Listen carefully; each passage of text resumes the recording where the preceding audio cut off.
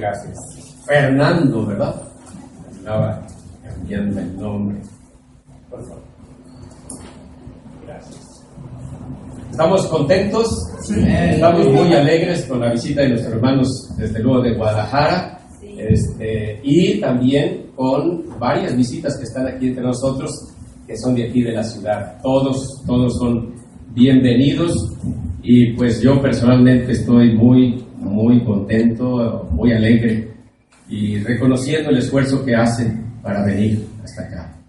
Algunos se levantaron a las 7, a lo mejor otros se levantaron todavía más temprano, pero cada quien en el interior estuvo experimentando de manera personal su propia experiencia de prepararse para venir hasta esta ciudad. Qué bueno que están aquí entre nosotros. Bienvenidos. Y bienvenidos cada uno de los aquí presentes. Hoy vamos a meditar en la palabra de Dios, en la porción que recién leímos, y adelanto que el tema de esta predicación es el poder del Evangelio para perdonar pecados. El poder del Evangelio para perdonar pecados. Y vamos a poder ahorita, en base a este texto que recién leemos, vamos a poder observar algo que vamos a aprender en esta mañana y analizar este asunto de lo que significa el Evangelio, qué significa pecado, también lo vamos a ver. También vamos a tener un poquito de ilustración acerca de cómo eran las casas en Palestina, cuál era su construcción, y también desde luego, como esencia del propio mensaje, veremos 3 puntos. La manifestación del poder del Evangelio para perdonar pecados, la reacción incrédula ante el poder del Evangelio que perdona pecados y la demostración del poder del Evangelio para perdonar pecados. Al final podremos ver como conclusión el resultado de todo este acontecimiento que se da alrededor de este pasaje que recién leímos. Voy a rogar que Osvaldo y alguien lo apoye a repartir las Biblias que tenemos para lectura en el mensaje, que es la Reina Valera actualizada 2015, y de esa manera ustedes puedan seguirme ya en el lenguaje actualizado de esta versión. Todos van a tener oportunidad de tener alguna Biblia, quizá leer entre 2 una, pero sí alcanzan, a lo mejor una para 3 quizás, pero va a haber suficientes. Aquí, por ejemplo, podemos tener 3, 6, 9, 12, 15, 18, 20. Sí, nos alcanzan las Biblias fácilmente para que de 2 a 3 personas puedan tener acceso a ellos. Mientras les están repartiendo, vamos a estar abriendo nuestra Biblia. Tengan preparado el texto en Marcos capítulo 2.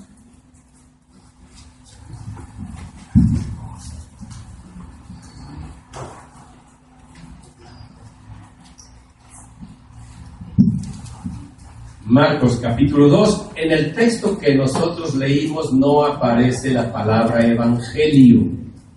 Es muy importante hacer notar esto. Sin embargo,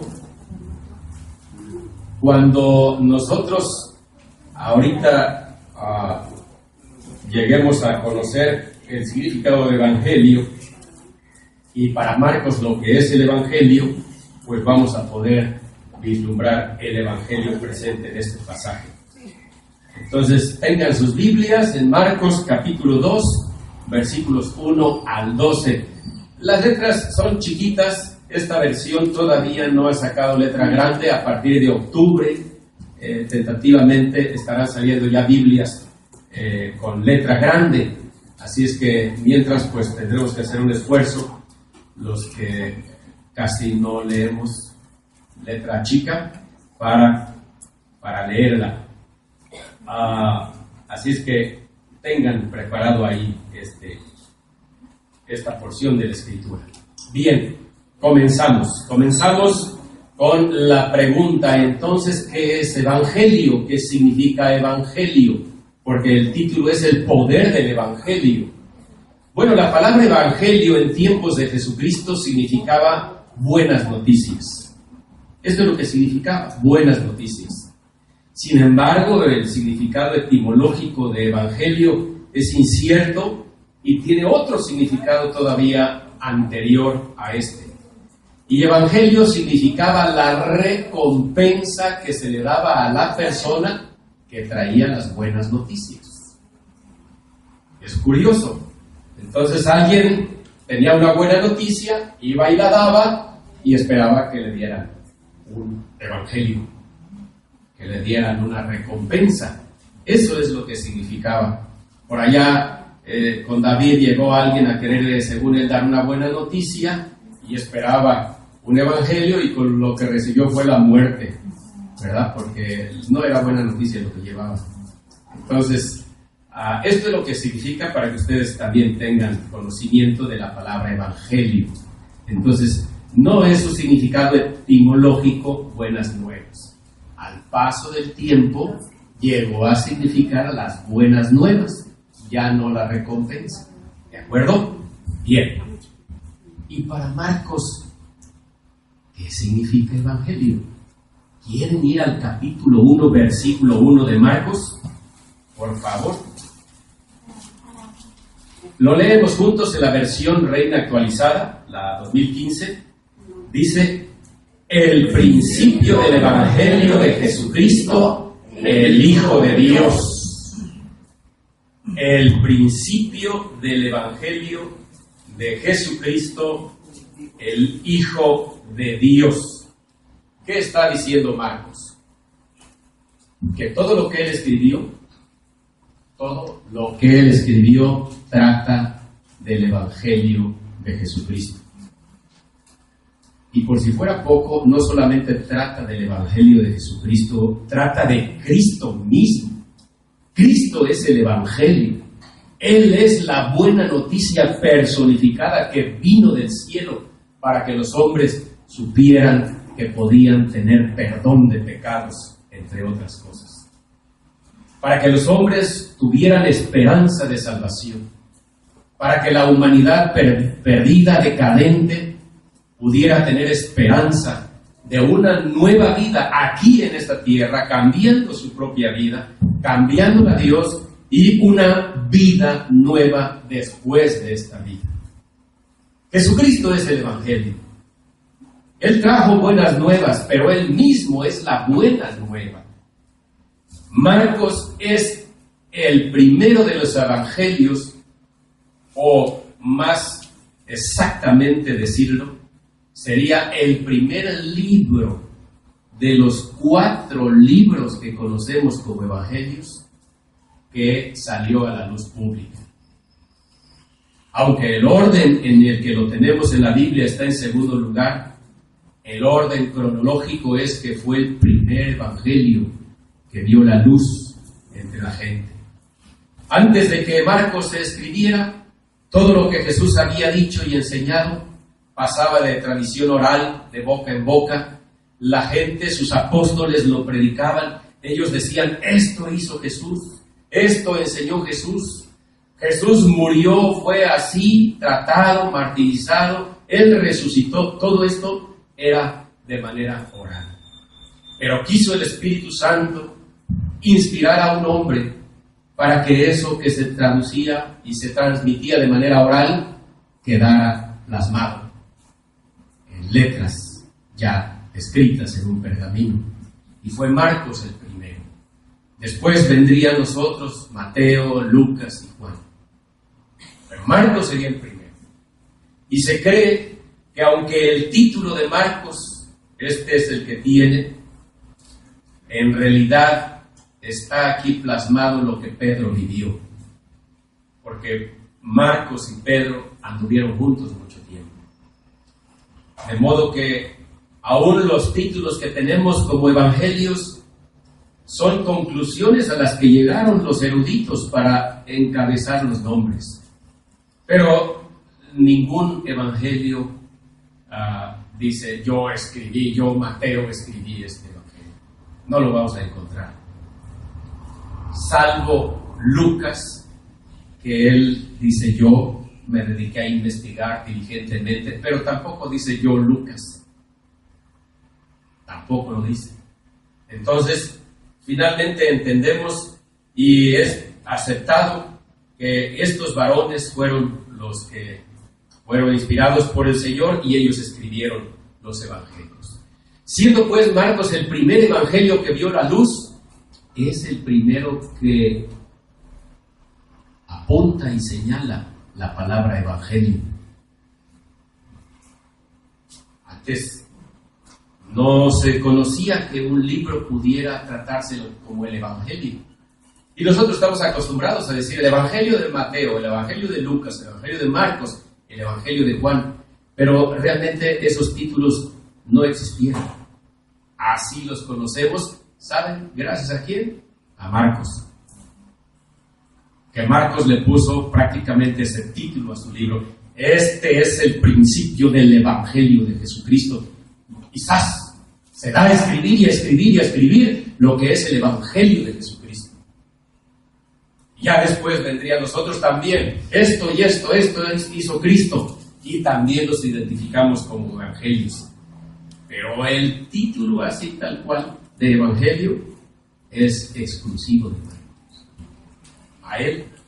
A él se le debe que nosotros ahora conozcamos 4 libros conocidos como evangelios. Y está bien, porque los otros libros, aunque no lleven el título, son evangelios. Son las buenas nuevas de Jesús. Evangelio, pues, cierto que significa buenas noticias, pero significa Cristo mismo. Él es la mejor noticia, la máxima noticia que todo ser humano haya escuchado. Él es la persona de Jesús, la que encarna el evangelio. Y lo primero que Jesús empezaría a predicar, vemos en el versículo 14, 15 y 16. ¿Quieren leer conmigo, por favor? 14 y 15 nada más, del mismo capítulo 1, juntos. Después que Juan fue encarcelado, Jesús se fue a Galilea predicando el evangelio de Dios y diciendo: el tiempo se ha cumplido y el reino de Dios se ha acercado. Arrepiéntanse y crean en el evangelio. Otra vez la expresión evangelio. Finalmente Jesús diría: crean en mí. Él es el evangelio. Arrepiéntanse y crean en Jesús. La expresión que se le dio a gente que preguntaba qué era necesario hacer para ser salvos era: creen en el Señor Jesucristo. De modo que el evangelio es Jesús. Jesús está diciendo: crean en el evangelio, crean en todo esto nuevo que les traigo. Pero eso nuevo que les traigo es que en Él hay salvación. Él es el evangelio, Él es la buena noticia. Y por eso, aunque en este pasaje no encontremos la palabra evangelio, encontramos a Jesús. Él es el protagonista de este escenario que se da aquí. Observemos lo que es la ocasión en la que se da precisamente el hecho de que el evangelio sea conocido como que tiene poder para perdonar pecados.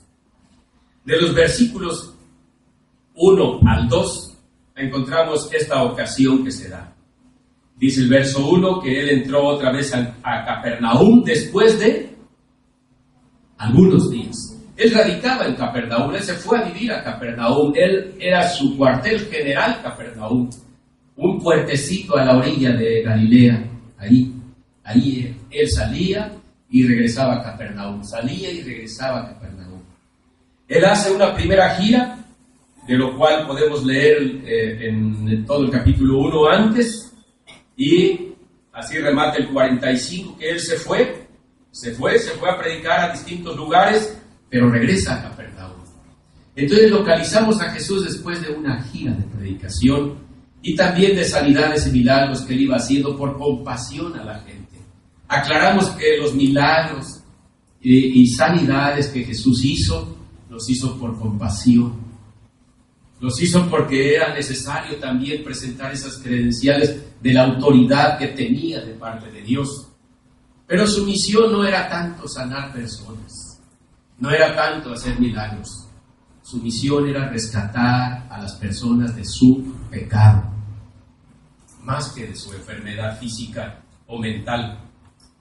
Él está allí y entonces llega la gente en cuanto se entera que está en casa, así lo aclara el Evangelio, en casa, es decir, la casa donde él acostumbraba a llegar. Rápido acudieron a él de manera que ya no cabía ni aún ante la puerta, y termina el verso 2 diciendo la actividad de Jesús, y él les hablaba la palabra. Quiero que imaginemos esta escena. Las casas allá en Capernaum, en Galilea en general, son casas más o menos grandes como las conocemos, es decir, de lo que es el terreno es grande aunque las casas fueran pequeñas, pero podemos imaginar que Jesús está en casa y hay una habitación parecida a esta, y él está enseñando en esa habitación y la gente quiere entrar, no puede, él sigue predicando la palabra, allá afuera están pasando muchas cosas, hay gente que quiere entrar también y la cantidad de gente no le permite. Entre esas personas aparecen 4 gentes cargando una camilla, trayendo un paralítico. ¿Y cómo lo van a meter? Si personas individuales no pueden ingresar, ellos menos con su camilla. Él está predicando la palabra. Podemos imaginar a Jesús como si estuviera aquí predicando la palabra. Ustedes están allí en esa casa, está predicando la palabra y de repente empiezan a oírse ruidos en el techo. Porque dice el texto 3, observen, entonces vinieron a él trayendo a un paralítico cargado por 4. Y como no podían acercarlo a él debido al gentío, ¿qué hicieron? Destaparon el techo donde Jesús estaba. Y después de hacer una abertura, bajaron la camilla en que el paralítico estaba recostado. Y viendo Jesús la fe de ellos, luego hace una expresión. Ustedes pueden imaginar al maestro predicando, y de repente, ruidos allá, y empieza a caer tierra. Porque los techos, y aquí es donde queremos apuntar un poco cómo estaban construidas las casas, en Palestina, solamente los techos, no vamos a abordar paredes ni espacios, los techos. ¿Cómo estaban hechos los techos? La costumbre era, porque no eran techos inclinados, algunos pueden pensar en techos inclinados, y ahí podría caber la teja o el tejamanil o la paja, no, aquí se trata de techos planos. La gente tiene costumbre de construir techos como este, techos planos. ¿Y cómo los hacen? El concreto armado todavía no está inventado, pero hay madera. Y entonces trazan palos de madera de un lado a otro, separados cada determinada distancia, podrían ser 60, 80 centímetros, y luego encima de los palos otro tipo de material que sería una especie de bejuquitos bien amarraditos para tenderlos encima de los palos que están atravesados. Eso podría ser una de las maneras de los procedimientos, ahora sí que de construcción. Una vez que ponen la cama de esos bejuquitos o tiras muy delgaditas, viene entonces el lodo, el barro, apisonado, mezclado con pajita para que agarre, y se le pone una capa de esas encima,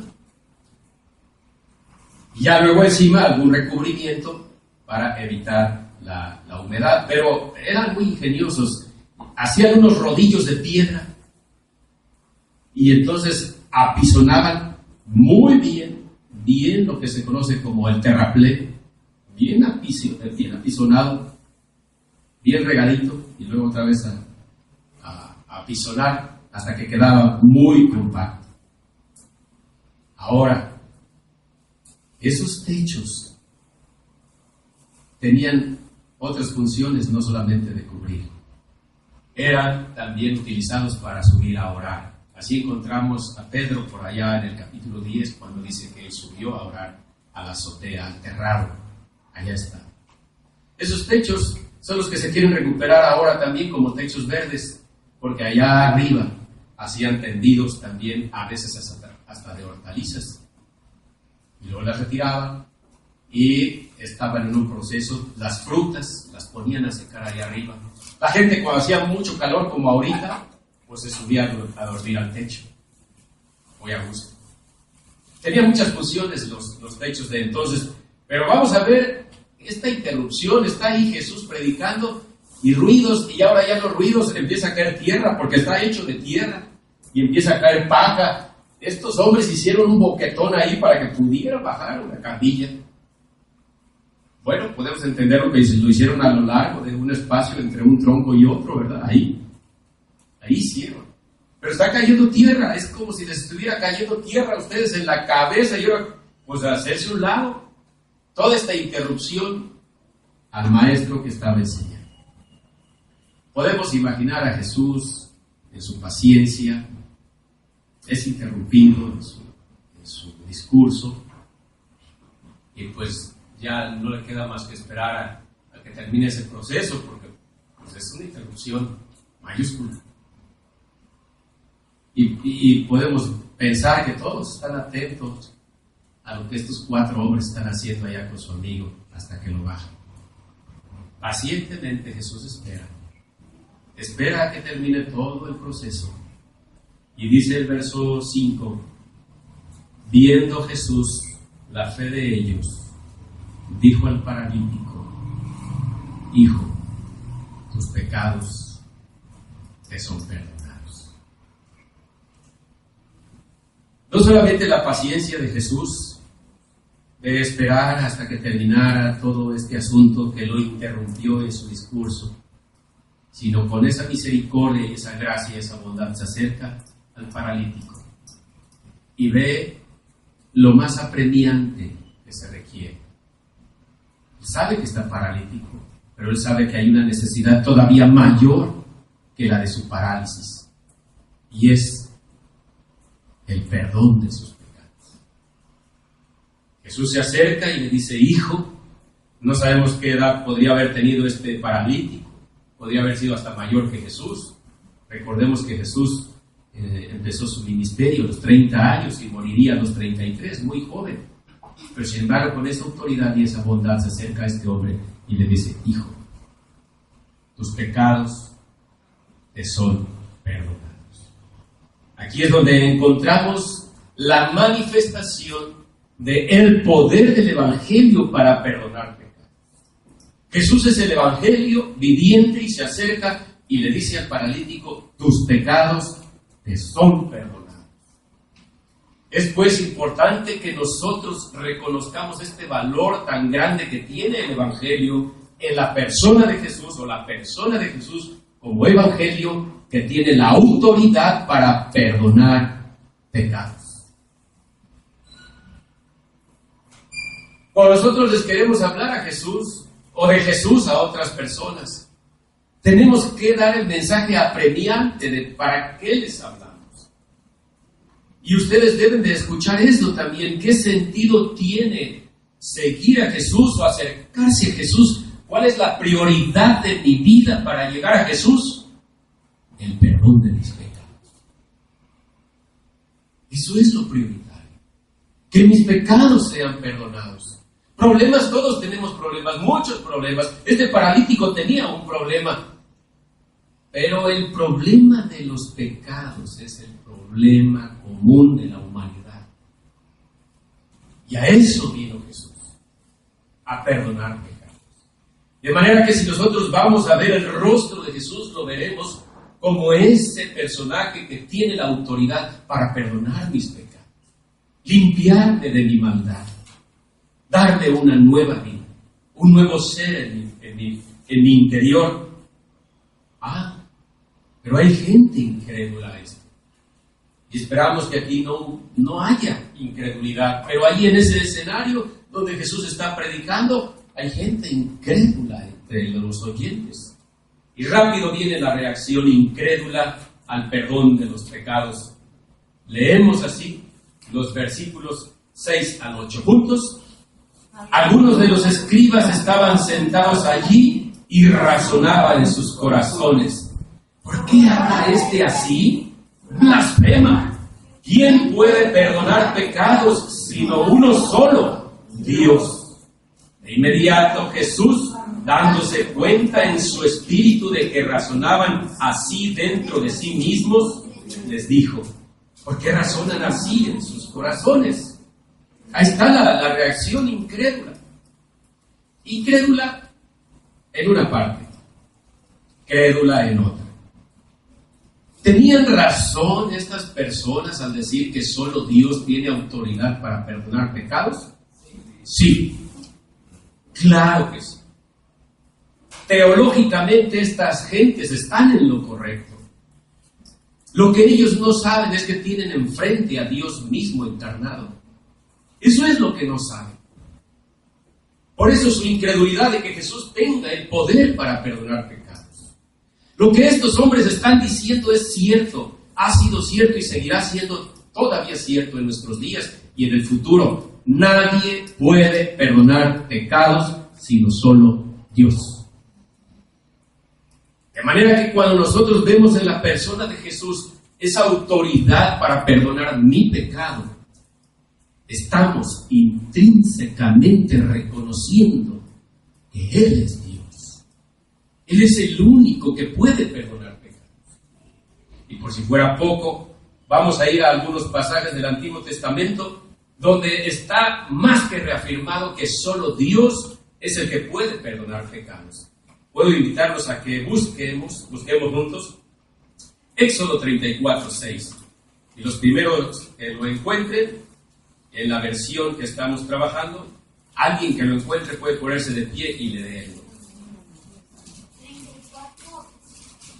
Éxodo capítulo 34, versículo 6. Dice, el Señor, ¿sí? ¿Lo tenemos ahí? Léanlo, por favor. El Señor pasó frente a Moisés y proclamó: Señor, Señor, Dios compasivo y clemente, lento para la ira y grande en misericordia y verdad. Él es el único que tiene esa misericordia y esta verdad, y aunque aquí no menciona el pecado en el 7, en el siguiente sí lo menciona. Juntos dice, que conserva su misericordia por 1000 generaciones, que perdona la iniquidad, la rebelión y el pecado, pero que de ninguna manera dará por inocente al culpable, que castiga la maldad de los padres sobre los hijos y sobre los hijos de los hijos, sobre la tercera y sobre la cuarta generación. Él es el único que tiene la autoridad para perdonar pecados y para castigar por el pecado. Por el pecado que se ofende a Dios, no por los pecados que se cometen aquí o infracciones a la ley. Aquí también hay leyes que tienen autoridad para castigar al infractor de la ley. Pero el infractor de la ley divina, el único que puede castigar es Él. Es Él. De manera que no tenemos que temer lo que se dice que el diablo, que esto hace y aquello. Él no tiene autoridad para castigar a la gente por su pecado. El que tiene autoridad es Dios. Satanás solamente es un instrumento malévolo y terrible, pero Dios es el que tiene el poder. Él es el que decide si yo soy castigado o soy perdonado. Y hay gente que pensando en esto a veces se aboca hacia Satanás, y es una de las cosas que ellos abanderan y dicen, bueno, si Satanás es el malvado, maldito y el que hace todas las cosas contra el que pega, pues mejor me acerco a él para que no me castigue. No, es que es Dios el que castiga. Es Dios. Hacia Dios debe estar enfocada nuestra mirada. Vamos a ver Isaías 43:15.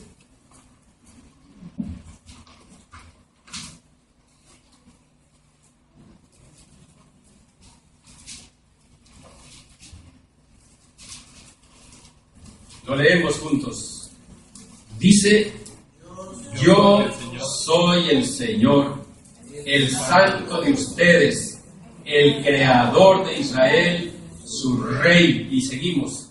Así ha dicho el Señor, el que abre camino en el mar y senda en las aguas impetuosas, que saca al carro y al caballo y al ejército junto con su poderío, y yacen para no levantarse jamás, son extinguidos y apagados como una mecha.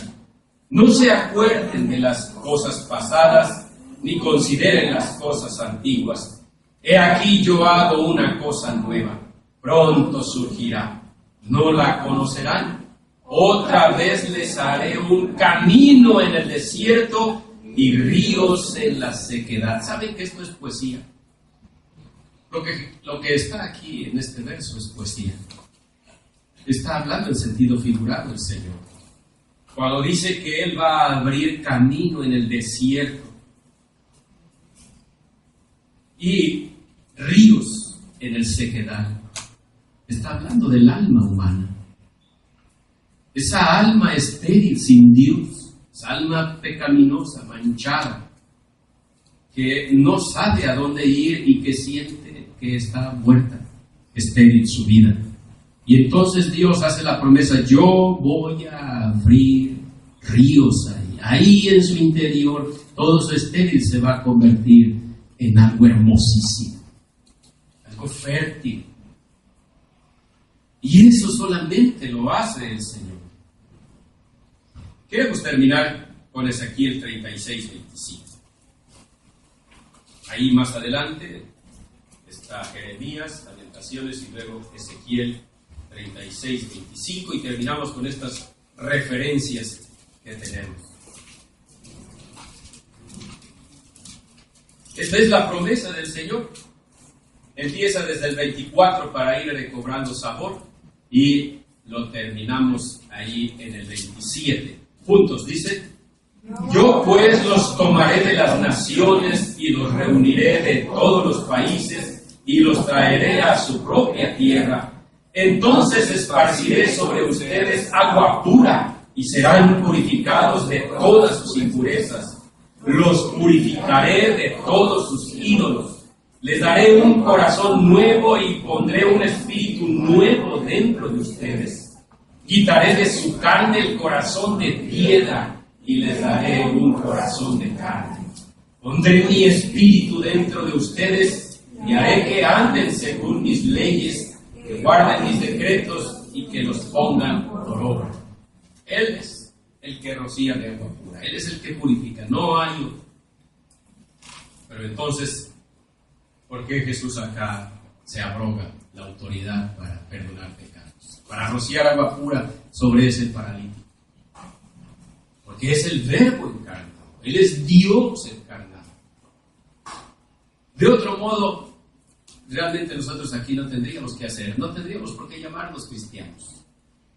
Sería absurdo seguir a un hombre como nosotros igual. Pero nosotros somos seguidores de Cristo porque reconocemos en Él su divinidad y su autoridad para perdonar pecados. Y Él nos ha perdonado y nos ha limpiado a muchos de los que estamos aquí. Y si alguien en esta mañana no ha llegado a ese punto de que sus pecados sean perdonados, de clamar a Dios y decir: Señor, yo necesito también el perdón de mis pecados, y reconozco que Jesús tiene autoridad para hacerlo, entonces puede ahora clamar a Jesús y decir: Señor Jesús, me queda claro, tú perdonaste a aquel hombre ahí en su camilla, porque tienes autoridad para hacerlo.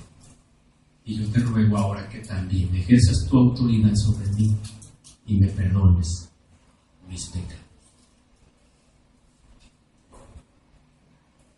La demostración del poder de Dios se dejaría ver enseguida cuando Jesús, al ver la oposición de estas gentes, una incredulidad, les hace una pregunta muy sencilla y les dice: a ver, ¿qué es más fácil? Verso 9. Decir al paralítico: tus pecados